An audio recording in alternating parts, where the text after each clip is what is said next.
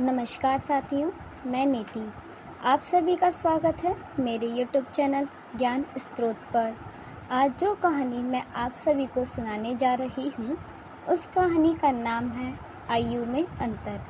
आइए कहानी की ओर चलते हैं। कप्तान ने दीवार पर टंगी अपनी तलवार को देखा। अलमारी के अंदर टंगी अपनी यूनिफॉर्म की ओर दृष्टि डाली तो अनायास ही उसके मुंह से एक लंबी श्वास निकल गई।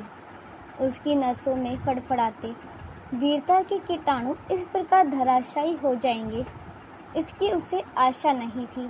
धराशायी भी कौन करेगा? एक सुंदर सी आंखों वाली लड़की। वह अपने कमरे में चुपचाप बैठा, हाथ में पकड़े उस पत्र को बार बार देख रहा था। वही पत्र जिसने उसके चेहरे पर एक हारे हुए योद्धा की सारी निशानी ला दी थी। उसने अंतिम पैरा पुनः पढ़ लिया और लिखा था उसमें, आपने अपनी पत्नी बनाने का प्रस्ताव देकर मेरा मान बढ़ाया है, परंतु समझती हूँ कि मुझे इससे इनकार करने का कारण भी बता देना चाहिए। हालांकि मैं भी आपको पसंद करती हूँ, परंतु हमारी आयु में अंतर अधिक होने के कारण मेरे विचार में हमारा वैवाहिक जीवन सुखीमय नहीं रह सकेगा।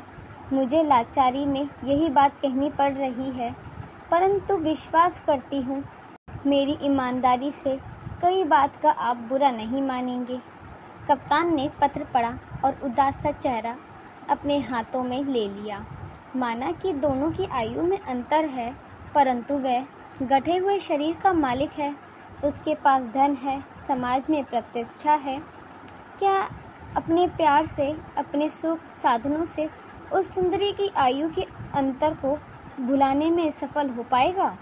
फिर उसने स्पष्ट लिखा है कि वह मुझसे प्यार भी करती है।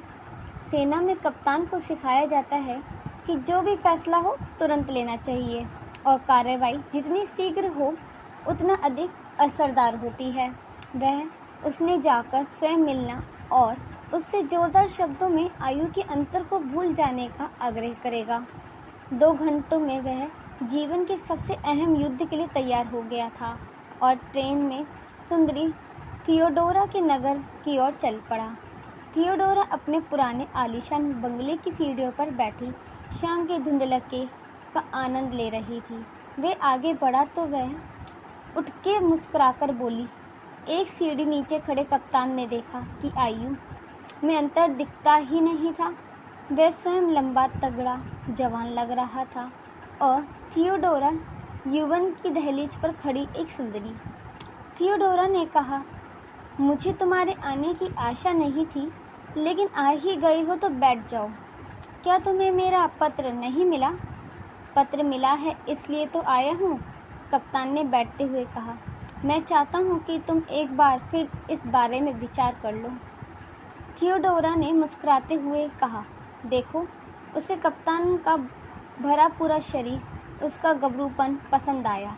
लेकिन क्यों नहीं, वह निश्चय करके बोली, विवाह का तो प्रश्न उठता ही नहीं।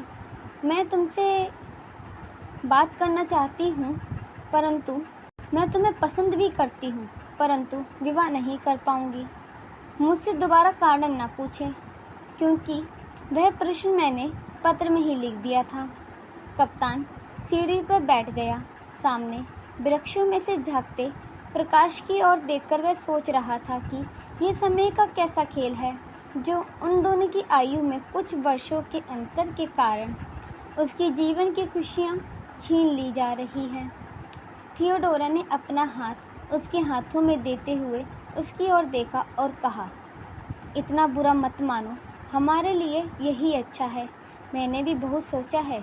कुछ वर्षों पश्चात सोचोगे तुम भी कि मेरी ये बात सही है। मैंने विवाह के लिए मना करके ठीक ही कहा था। मानती हूँ 2-4 वर्ष हमारे आनंद में बीतेंगे, परंतु कुछ समय बाद ही हमारी इच्छाएं, हमारी आवश्यकताएं अलग अलग हो जाएंगी। एक आग की अंगीठी के पास बैठकर आग सेकते हुए अपनी खांसी, दमे आदि की दवा में व्यस्त होगा। दूसरी ओर इच्छा होगी कि वे सिनेमा जाए, पहाड़ों पर घूमे या शामों के नाच घरों में नाचे गाए। मैं हमेशा वही करूँगा थियो जो तुम चाहोगी। जो तुम्हें अच्छा लगेगा। नहीं नहीं, अब कहना आसान है, बाद में नहीं हो पाएगा। कृपया करके इस बात को यहीं रहने दो, फिर कभी विवाह के लिए ना कहना। कप्तान युद्ध हार चुका था, परंतु वह योद्धा था। वह योद्धा की भांति उठा और हाथ हिलाकर अलविदा कहकर उसी रात वह लौट आया। वह रात के भोजन के लिए तैयार होने लगा। उसने टाई बांधी और सोचते सोचते वह स्वयं से ही बोलने लगा, लगता है थियोडोरा ने ठीक ही कहा था। आज तो वह मुझसे इतनी सुंदर और बिल्कुल भली भांति लग रही थी, लेकिन अगर उसकी आयु कम भी सोचूं तो 28 या 30 तो होगी ही, और हमारे जवान कप्तान का अभी 20वां वर्ष आरंभ हो रहा था। आशा करती हूँ कि आपको ये कहानी पसंद आई होगी। धन्यवाद।